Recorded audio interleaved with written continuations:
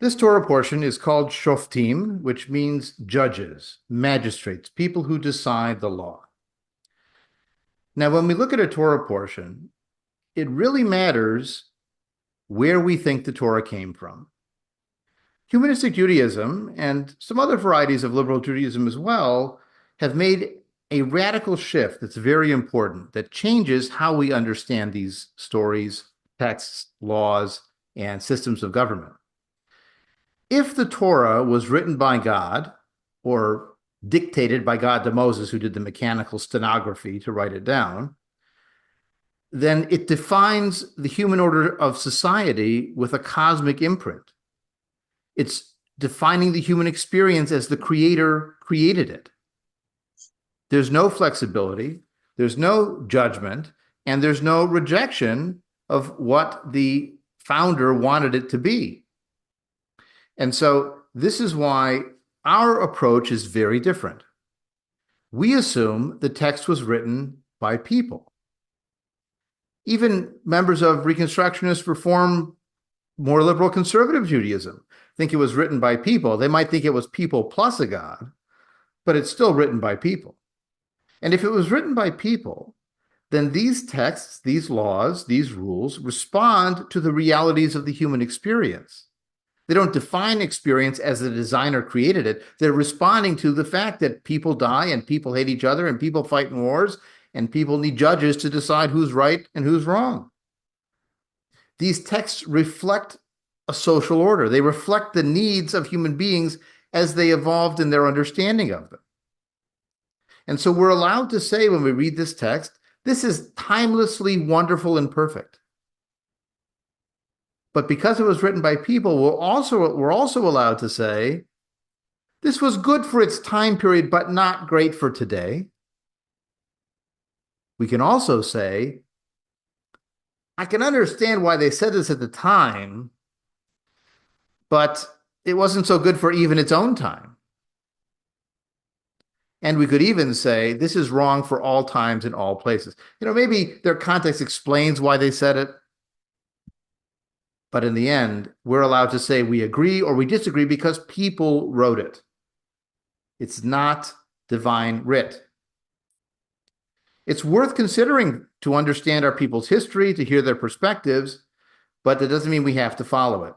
And I'm reminded of a time when I was home for summer vacation from college, and my father decided that 9:30 was late enough to sleep in, so he came down and knocked on my door, and he said, "Time to get up."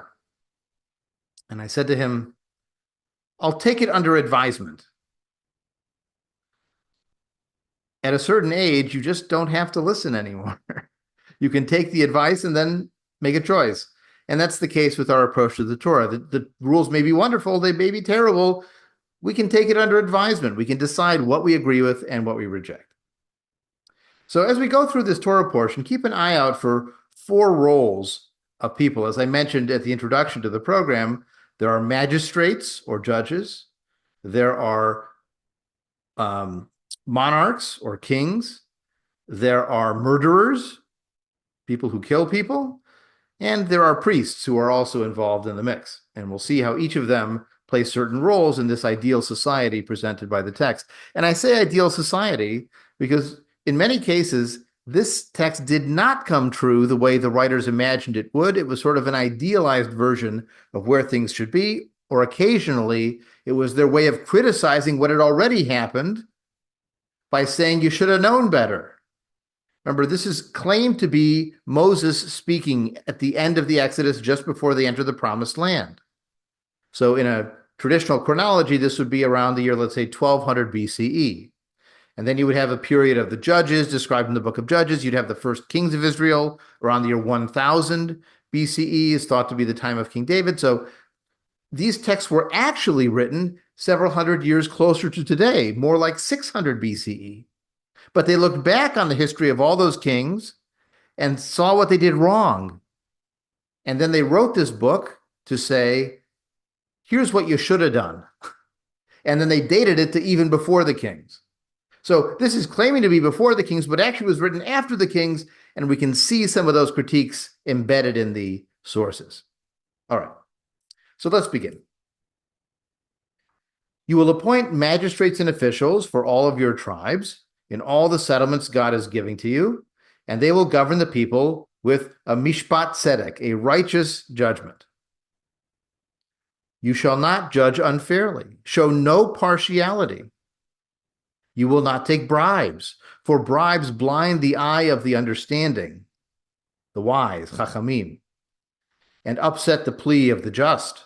If you take a bribe, you're not going to make the wise decision, and you're not going to listen to someone who is correct but poor and can't bribe you. I mean, this is timelessly true, right? You need judges that are fair, that do not show partiality, that don't take bribes, that judge each person before them by the scale of righteousness. In fact, the favorite line of many activists in Jewish social justice networks is in verse 20.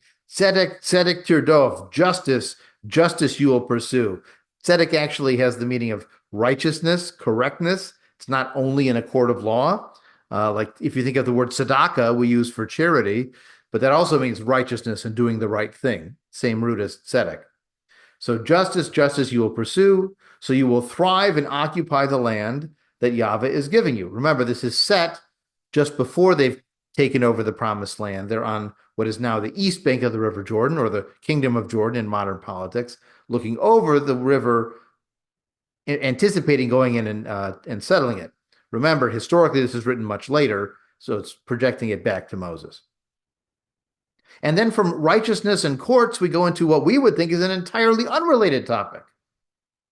You will not set up an Asherah, a sacred pillar or post, named after a fertility goddess of the Canaanites. Any kind of pole or pillar besides the altar of Yahweh that you will make. Or erect a stone pillar, a matzevah. For such Yahweh your God hates. Now you might ask, what does idolatry have to do with justice? It's not about judging, remember. It's tzedek, it's righteousness, it's doing the right thing. And from the Yahweh perspective, from the priestly author perspective, or priestly editor perspective, depending on which version you read, it's righteousness you will do, and taking a bribe violates righteousness, and worshiping another god violates righteousness. They're equal violations. In fact, the second one might be even worse, because if God is jealous, as we know from the Ten Commandments, he might act on that jealousy and then watch out. So this doesn't differentiate between what we might call ritual behavior and ethical behavior. They're all divine commandments to follow, or else. Sets the tone for the rest of the book, the rest of the Torah portion, rather. So now in chapter 17, you will not sacrifice to Yahweh your God an ox or a sheep with a defect of a serious kind. That is abhorrent. That's a to'evet, a to'avat, it says. The to'evet is the noun version. So again, blemishes on sacrificial animals, what does that have to do with right? It's what God wants. If there is found among you in one of the settlements that Yahweh is giving you, a man or a woman who has affronted Yahweh your God and transgressed the brit, the covenant that he's made with the people, they broke the deal, turning to worship other gods, bowing down to them, to the sun or the moon or any of the heavenly army. That's all the stars, right? Sun, moon, and the army of the sky. Actually, literally, it's Tzevahat Shamayim, the army of the sky. Something I never commanded you to do. Okay. Now, what you hear here is, again, this critique posted backwards. Because it turns out, if you read the books of Kings and the books of Samuel, the Hebrew people did worship the Asherah and did set up other altars and did worship the sun, the moon, and the heavenly host. It happened. It happened a lot, according to the historical books. What this is saying is that the disasters that befell the Jewish people with the conquest of the Assyrians and the conquest of the Babylonians a couple hundred years later, 150 years later, those conquests are explained by this passage. Moses warned you, God warned you, don't worship those other gods, or else. You see, it's a ex post facto explanation, saying if we had only not worshipped those gods, we'd be fine. But because we did, and because we were warned way back when, well, this is our just desert. So if you find out about this person who is doing these terrible things, again, not injustice, not bribing, no, it's worshiping other gods. That's the sin. If you've been informed or have learned of it, you will make a thorough inquiry. If it is true, and the fact is established that this terrible thing, this to'ava, was done in Israel, you will take the man or the woman who did this wicked thing to the public place. Literally, it's sha'arecha, your gates, like the entry to the city. And you will stone that man or that woman, vametu, and they will die. So you do it in a public place and you have to stone them to death. Capital punishment. Because they committed this unforgivable violation. Now, it doesn't say what the punishment for bribery is, but the punishment for idolatry, that is the ultimate punishment. But now it does beg the question, how do we connect these two, the judgment and the punishment? Well, here's where we do it in verse 6. Because if someone's going to be put to death, you've got to have some standards. And here we have them. Al pi shnaim edim or shlosha, by the mouth of 2 people or 3 shall a person be put to death. No one shall be put to death al pi ed echad, on the word of 1 witness. You need 2 or 3 witnesses. And this is often understood as 2 or more witnesses. You'll see in the translation. And once you get to 3, you could add more beyond that. Obviously, it still counts as 3. Why more than 1 witness? Because one person might lie. You check the 2 witnesses separately, you compare their versions of the story, you can tell if it's what actually happened or not. One person might have a vendetta. I mean, 2 people can have a conspiracy, right? We know that.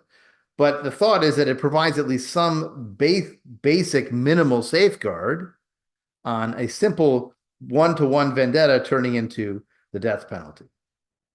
And, you know, the challenge is that how do you define this witness? And the rabbis who have to turn these general statements of law into concrete, practicable law and courts go on to expand this. And they say, well, the 2 witnesses had to have witnessed it at the same time.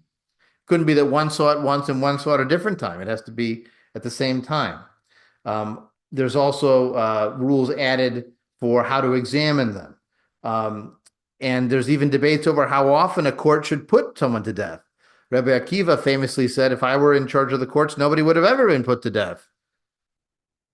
So there's definitely a Jewish presentiment against the death penalty, even though the laws explicitly allow for it. Over the centuries, the rabbis qualified and limited to make it harder and harder to convict them, even though the Torah text clearly allows, with 2 clear witnesses, the execution of somebody, and certainly with 3 or more witnesses. Now, an interesting detail here is in verse 7. Because justice is not just for the judges and the courts and the professionals to do. Let the hands of the witness be the first to put the condemned to death, followed by the hands of the rest of the people. In one version of execution, there's stoning them to death, and there's other kinds of ways of killing people. In one version of execution, you take a rope and you tie it around the person's neck, and it's getting pulled at either end. But the pullers on either end are the 2 witnesses. And if either one of them has a doubt in the guilt of the person, their hands are going to slack, it's not going to tighten, and the person won't die. The other thing that happens, if you make the witnesses be the first 2 to start the process of execution, is if they were lying, if they were bearing false witness, now they are guilty of murder because they are the first ones to move the machinery of death forward. And then notice, they start, but it's followed by the hands of the rest of the people. This is not something that happens in the dead of night in the middle of a dark prison that nobody sees. This is a public execution that shows the social condemnation of the person for having done such a terrible thing. And thus you will sweep out the evil from your midst. Again, just as a reminder, what's the evil we're sweeping out? It's worshiping other gods. It's idolatry. It's what we might call freedom of religion. You see, there's no separation of religion and government in this Torah system. It's imposing what the Torah believes to be righteous behavior, including righteous religion, even on those who might believe differently from within Israel. Now, other peoples, well, we'll see what happens to the other peoples. And now we go back to the general case of judges. If a case is too baffling for you to decide, be it a controversy over homicide or civil law or assault, matters of dispute in your courts, you will go to the place Yahweh will choose. I'll talk about that in a second. I did want to share with you, though, the Hebrew for homicide, civil law, and assault is much nicer than the English. So the Hebrew begins, Ki yipale mimcha davar. If something is too complicated, wondrous, impossible to decipher, lemishpat, of a judgment, bein dam ledam, from blood to blood, that's homicide. Bein din ledin, from judgment to judgment, that's civil law. Bein nega lenega, from like a tort damage or assault to assault. But the Hebrew, again, it reads, bein dam ledam, bein din ledin, uvein nega lenega. Again, I like the rhythm of the Hebrew a lot nicer than the English. So then notice in the latter part of the verse, it says, Hamakom asher yivchar Yahweh Elohecha, the place that God will choose. This is actually a dispute between the mainstream of Jewish tradition, which assumes that that means Jerusalem, and an offshoot of the Jews called the the Samaritans. The Samaritans believe that the place that's designated is their holy shrine in the north of Israel, a place called Mount Eval. But the Jews understand it's Mount Zion, which is where the city of Jerusalem is based. So Judeans or Jews think it's the southern kingdom being referenced. The Samaritans think it's the northern kingdom being referenced. Because there are 15 million Jews and 15,000 Samaritans, we win the numbers vote. But it's interesting they didn't specify a specific place in this version of the text. So the idea is there'll be a center place, the place that God will choose. And you appear there before the Kohanim, the Leviim, the priests who come from the Levite tribe. Or El HaShofet, Asher Yihye Bayamim Hahem, or before the judge that is there at that time, and you present your problem. So what I love about this law, and this is the reality of the human experience, no matter how detailed and how divinely inspired your laws are, you're going to need a judge who's going to interpret, who's going to have to explain or respond to new circumstances or deal with unforeseen problems. You need a court, you need a judge to deal with any kind of rules, even divine rules. Now, this is also, by the way, the justification the rabbis use for their role.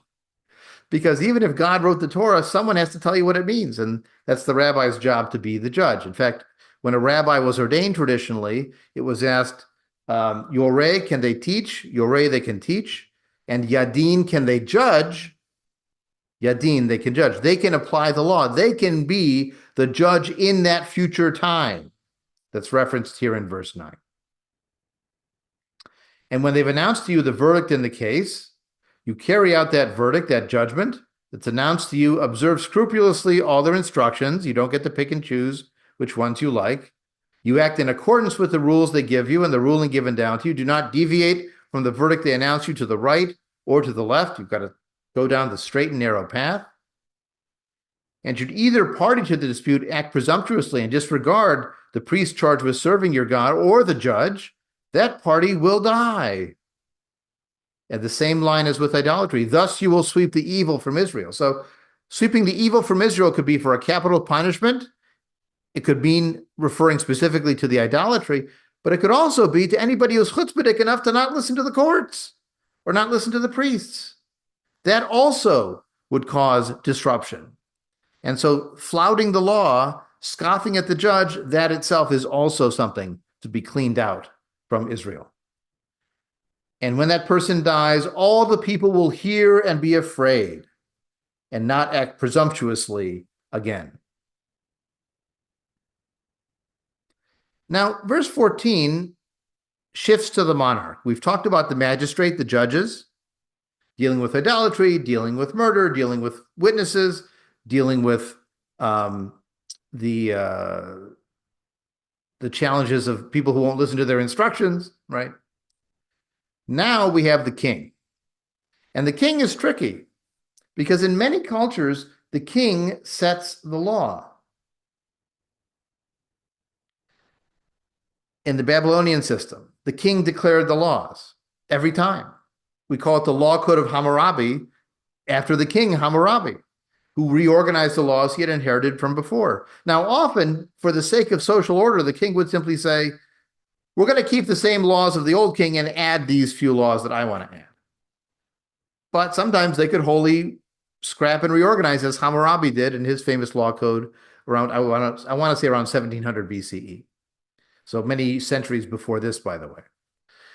Now, what's presented here is very different. This is somewhat revolutionary by the Torah in its approach to the king and the law.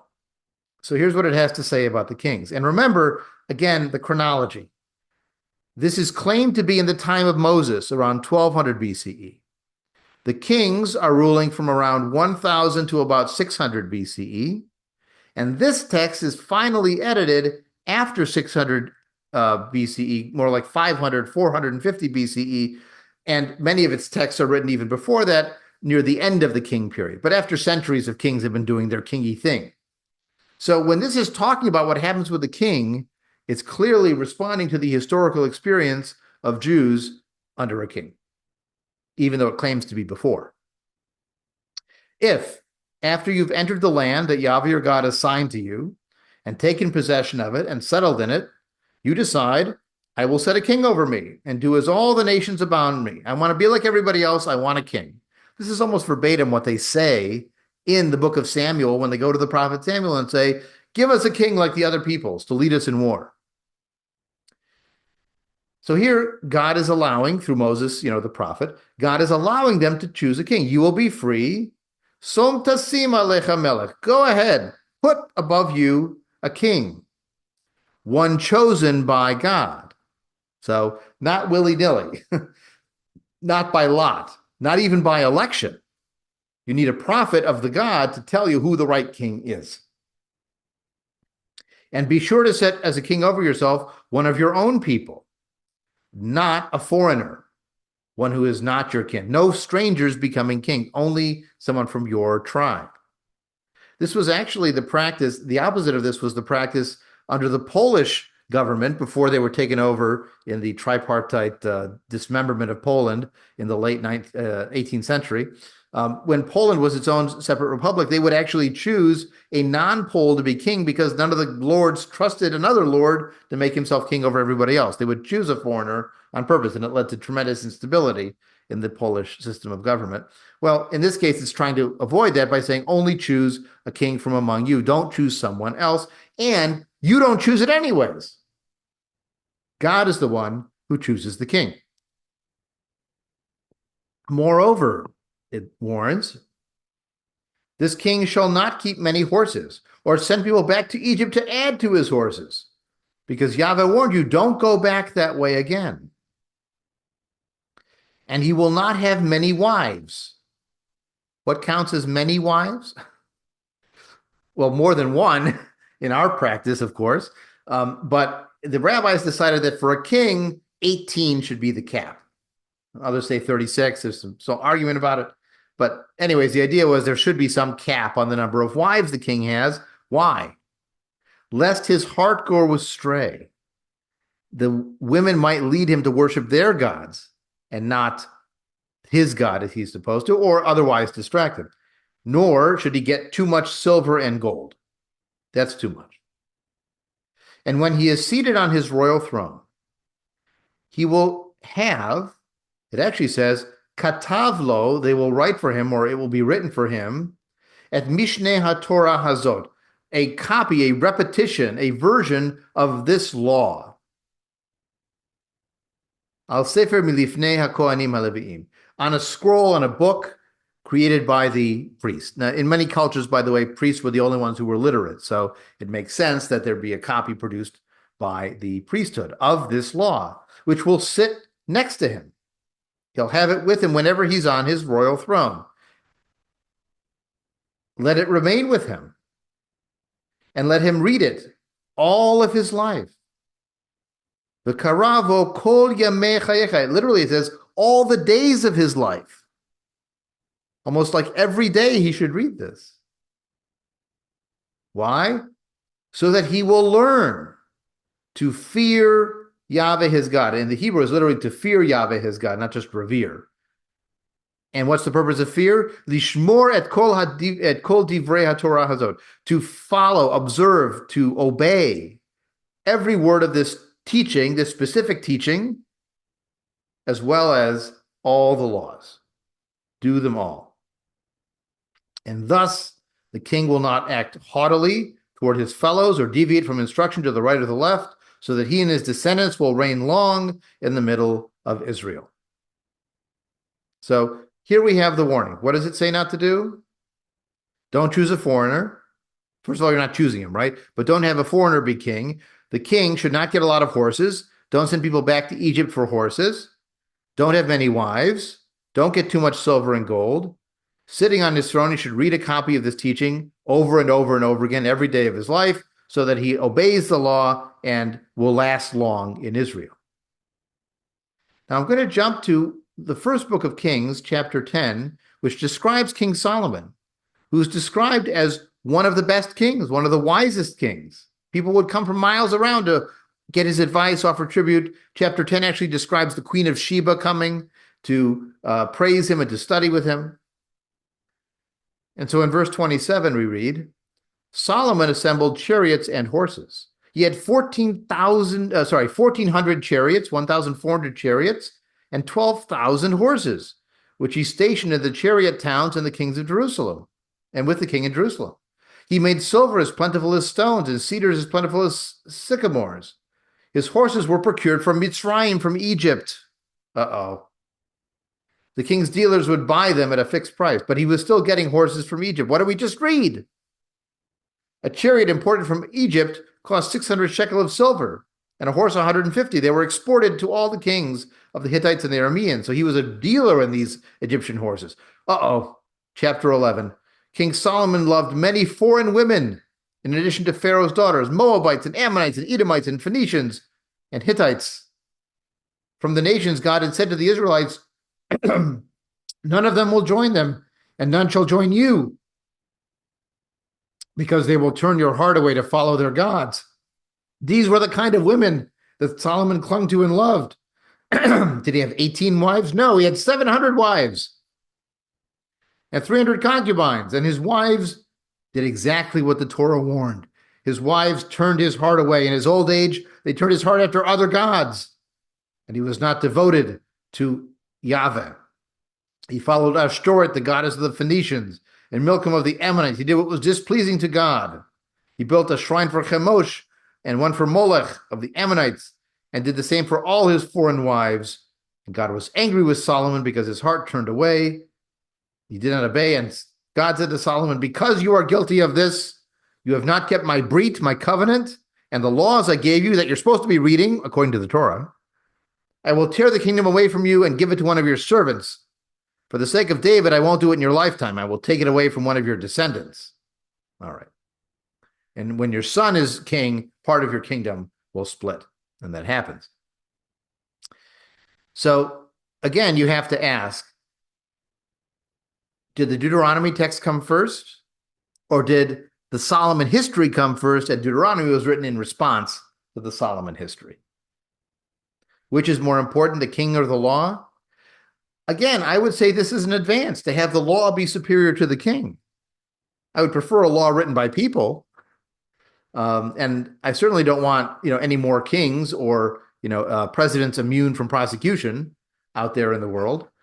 But the idea that the law applies to everybody is a core value of our democracy. This is at least a step in that direction, if not exactly what we'd like to see. Now, chapter 18 describes the treatment of the priests. And they actually don't have a particular territory. The priests are attached to the shrine of Yahweh, or the shrines of Yahweh, depending on the time period, whether they've centralized it to one yet or not. But all the other tribes get a certain territory. They have agricultural land. They can raise crops and animals. The Levites depend on the offerings to Yahweh, and they get their portion. This is why priests aren't always popular, right? The tax man isn't popular, and the priests who are living off the sacrifices of others, could be thought of as a kind of a parasitic tribe, even though they have a special role to provide officiation at rituals, atonement for sins, offer the sacrifices in the correct way, right? They have a role that they get compensated for, but it reminds me of the joke where this young boy goes to a rabbi and says, "I'm interested in becoming a rabbi." The rabbi says, "Well, that sounds fascinating. What questions can I answer for you?" And the young man says, "Well, I understand what you do on Shabbat when you lead services, but what do you do the other 6 days of the week?" And the rabbi grimaces and says, "You don't want to be a rabbi. You want to be the temple president." Criticizing the clergy is an old profession. Okay, so they don't have a territory among their tribes. They get certain sacrifices, and details which kind of sacrifices they get a piece of. The first fruits of your new grain and wine, the first shearing of your sheep. They're attending in the service of Yahweh as Levites, as priests, and traveling. If a Levite travels to the other settlements where he's been residing, he can do so whenever he wants, and he serves in the name of his God, like all his fellow Levites that were there earlier. They get an equal share of the dues. So this roving priest can partake of the offerings to the priests locally in the days before there was one centralized shrine. And you might have said, but it just said in the last chapter, there'll be a place God causes his name to dwell. Well, this is again part of the inconsistencies of the text, where there was a period when there were many shrines, and this seems to reflect that. But once they chose a centralized shrine, then the sacrifices were only offered in that territory. The Levites could still get support from the people around if they were traveling, of course, from other kind of goodwill offerings that weren't offered at the temple. And when you enter this land, now here's where we find why the foreign wives were dangerous, and we find one of the some of the more terrible texts in our canon. When you enter the land Yahweh is giving you, you do not imitate the abhorrent practices of those nations. Let no one be found among you who sends a son or daughter to the fire, practices child sacrifice, or is an augur, starts to see the future, or a soothsayer, a diviner, or a sorcerer, one who casts spells or consults ghosts or familiar spirits, or one who asks questions of the dead, a necromancer, right? Or simply a fortune teller that uses a crystal ball to talk to the dead, as we see sort of in cliche versions. All of these secret methods for truth, or power, or magic, or again, practices of other gods, all of those come from the other nations, and you should never do them. Now, these are not all made up. We do actually have records that there were Canaanites that practiced child sacrifice. So they're not making up all these accusations. Some of these are real things the surrounding peoples were doing. For anyone who does this thing is abhorrent to Yahweh. And it's because of these abhorrent things, Yahweh's kicking them out before you. Remember again the time frame. This is claiming to be written in 1200 BCE, before they conquered the land. So Yahweh warned them, don't do anything those peoples around you do, because that's why he's kicking them out. Fast forward 600 years to when this is actually being written, and Judeans have been kicked out of the land. Many of them were doing these practices, and this text explains why they lost, why they were expelled. Because they were warned not to do it, not to mix with the people around them, and they did anyways. And now look what happened. You must be wholehearted, simple, clean, and pure with your God. So if you're in exile and you're reading this story, you think, well, what I need to do now is clean up. I need to shape up. I need to get rid of any vestige of those foreign gods and only worship Yahweh, which is exactly what the author of the text, which is a Yahweh priest, wants you to do. To follow Yahweh alone. It's the final clearing out of all those other practices by blaming them for the dispossession, which claims they were warned about centuries before. These nations you are about to dispossess do resort to these things, but to you, however, your God has not assigned things like this. From among your own people, your God will raise up for you a prophet like me, says Moses, one you will listen to. So there will be prophets to come. Think of Isaiah, Ezekiel, Jeremiah. These are all prophets from the same time period, around 600 BCE. This is just what you asked of God at Horeb or at Sinai on the day of the assembly. Don't let me hear Yahweh. I can't see that fire. It's too much for me. I need a prophet to talk to Yahweh. Don't talk to me directly, said the ordinary people. And Yahweh said they were correct. I will raise from their people a prophet like yourself, God says to Moses. I will put my words in his mouth. He will speak to those what I command. Anyone who does not listen to the prophet who speaks in my name, they'll be to blame. Just like you have to listen to the judge, you have to listen to the prophet too.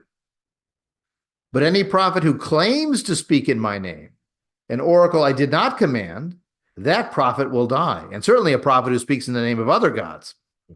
Don't even think about it. Forget about it, as they say. So now the people have a reasonable question. How can we know that the oracle was not spoken by Yahweh? How are the people supposed to know? The prophet says, Yahweh says, don't eat pork. Yahweh says, eat pork. How am I supposed to know? Well, what Yahweh says is, if the prophet speaks in the name of Yahweh and the thing doesn't happen, then the thing wasn't spoken by Yahweh. If the prophet said it presumptuously, and don't listen to them anymore. So it's sort of a test. See what they predict. If it comes true, listen. If they're wrong, blow them off. Don't bother. But this, again, this idea of future prophecy, future judges, there's a sense of longevity here. There's a sense of imagining you're setting up a system and not just a one-off episode of here are the laws for the exile. This is the law for an idealized society that will have kings, that will have priests, that will have judges, that will even have prophets. This is describing that period at the end of the first temple around 600 BCE when all of those characters were running around doing their jobs. Now in chapter 19, when God has cut down the nations that he's assigning to you, you've dispossessed them, you've settled in their homes, when everything's gone according to plan and they're out of the way, you'll set aside 3 cities, and those will be divided equidistant so that it's sort of evenly spaced out in the land, that when anyone who has killed someone will have a place to flee to. This is someone who has killed someone unwittingly. We call this manslaughter. So not murder, but manslaughter, without having been an enemy in the past. And I love this example. A man goes with another fellow into the forest to cut wood. As his hand swings the axe to cut down a tree, the axe head flies off the handle and strikes the other person, so he dies. Clearly an accident, right? There's no way you could aim the axe head to fly like that and do it. The man who caused the death, the manslaughterer, will flee to one of these cities and live. But if the distance is too great, right, if it's too far away and not equidistant or throughout the land, the blood avenger will kill him. And that creates a blood feud. And what's going to happen? So realize this is an attempt to create justice in a world of blood feuds. It's hard to do, but they're doing their best. You set aside these 3 cities, and that manslaughterer will not incur the death penalty. He didn't do it on purpose. He wasn't the other's enemy. And when Yahweh enlarges your territories, gives you new land, if you follow this rule, then you'll add 3 more towns to those 3, again, to make equal space for a city of refuge. And therefore, the blood of the innocent will not be shed, bringing blood guilt on you. Because if this blood murderer goes and the blood avenger, rather, goes to kill the manslaughterer, that becomes murder because it wasn't his fault. If, however, clarifying, a man who is the enemy of another lies in wait and sets upon him and strikes a fatal blow, and then he flees to the towns and goes, "Oh, it was an accident, I swear." The elders will bring him back and he'll be handed over to the blood avenger to be put to death. No pity. So you purge the blood of the innocent. It will go well with you. So here is a system trying to impose justice, and it's covering both the accidental case and the lying case of a true murderer who claims to be a manslaughterer. Again, notice in verse 15, a single witness does not validate guilt or blame for any offense. It's only valid on 2 witnesses or more. If someone appears against another to testify maliciously, to be a lying witness, actually notice in Hebrew it says ed Hamas, a witness of violence. Interesting that false testimony becomes violence in a world where corporal punishment and capital punishment are rife. If you give this false testimony, The two parties will appear before Yahweh, before the priests or the judges, and they'll make a thorough investigation. And if the one testified is a false witness, having testified falsely, you will do to one what he wanted to have done to the other. So if he was claiming damage and wanted a fine, you take the fine out of him. If he was claiming murder, then he gets killed. Whatever he threatened the other person with by false witness comes back to him. Others will hear and be afraid, and such things will not happen again. And you do not show pity. And here's the famous line: Nefesh b'nefesh, life for life. Ayin ba'ayin, eye for eye. Shen b'shen, tooth for tooth. Yad b'yad, hand for hand. Regel l'ragel, regel b'ragel, foot for foot or leg for leg. It's called the lex talionis, the law of equal consequences. You bruise my hand, I bruise your hand. You cut off my finger, I cut off your finger. You knock out my eye, I knock out your eye. It's very brutal. It's fair in a brutal way. Now, when the rabbis got this text, they also thought this is terrible, because they thought, what about the odd circumstance? Let's say I already have only one eye, and I put out somebody's eye that has two eyes. Well, if he gets an eye for an eye and I lose my eye, now I'm blind. Is that fair? Impossible. How do you ascertain? In the end, they decided it's going to be monetary compensation, even though it says explicitly, life for life, eye for eye, tooth for tooth, hand for hand. The rabbis say, no. We say it means monetary compensation. You see, this is why it's vitally important who the judges are, who tells you what the laws are, who defines what a well-regulated militia is, for example, in American law. Whoever gets to tell you what the law means has as much power as whoever writes the law, if not more so. Now, chapter 20 describes going to war, and we'll jump through most of this. We're running long already. It does mention that the priests address the troops, claiming that God is on your side and God marches with you. So he gives a pep talk from the perspective of religion, where modern-day chaplains are generally focused on comforting people. These chaplains are sort of the vanguard of the hortatory motivating speeches for the army. And then the officials give people a chance to step out of the army if they've dedicated a home, or they've been betrothed to a wife, or if they're simply afraid, they can leave and not undermine the morale of the people who are there. So there are ways to get out of the draft, so to speak. When you approach a town to attack it, now here's another interesting case. Are there rules of war? Well, according to this, even in this early text, there are rules to war. When you approach a town to attack it, you offer it terms of peace. Literally, it says in the Hebrew, V'karata aleha l'shalom. You will call out to it, peace? Do you want peace? If it responds peacefully and lets you in, all the people present there will serve you at forced labor. It's like a temporary, indentured servitude kind of work. Now, if it does not surrender to you, but would take battle with you, then you lay siege to it, and when Yahweh delivers it, you put all its males to the sword. You kill all the men and the boys, theoretically. I guess adult males here, because it says in the next verse, you may, however, take as your booty the nashim, the women, the chataf, the children, and the behemah, the animals, and everything in the town, all of its spoils, and you can enjoy it. So you can despoil the city for property, just kill all the men. Now, what the women think of this, what the children think of this, doesn't matter. They're your spoil. Thus you will deal with all the towns very far from you, towns that do not belong to the nations in this area, the Canaanite, the Moabite, the Hittite, all these peoples that you're going to dispossess. For those faraway cities, just take the women and children and spoils as beauty. But for the close cities, the ones Yahweh is giving to you to inherit as your property, the ones you are dispossessing, lo techaye kol neshama, there shall not live all the souls. Not a soul will remain alive. Wipe them all out. Kill every person. Man, woman, child, animal, nothing. You must prescribe them, put them in the cherem, the Hittites and the Amorites, the Canaanites, the Perizzites, the Hivites, the Jebusites, as Yahweh commanded you. Now, why? Lest they lead you into doing all the abhorrent things they've done for their gods, and you be guilty. They will entrap you. So you must wipe them out so they do not exist. Now, the only good thing I can say about this passage is that it didn't actually happen. Remember, this is being written at the end of that first king period and during the exile after the kingdom's been destroyed. Because the Hebrews did not wipe out the Hittites, the Amorites, the Perizzites, the Canaanites. They were still there all the way through that monarchy period. This is those people writing back before and saying, I wish we had wiped them out.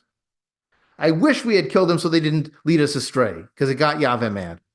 We were warned, and therefore it's just.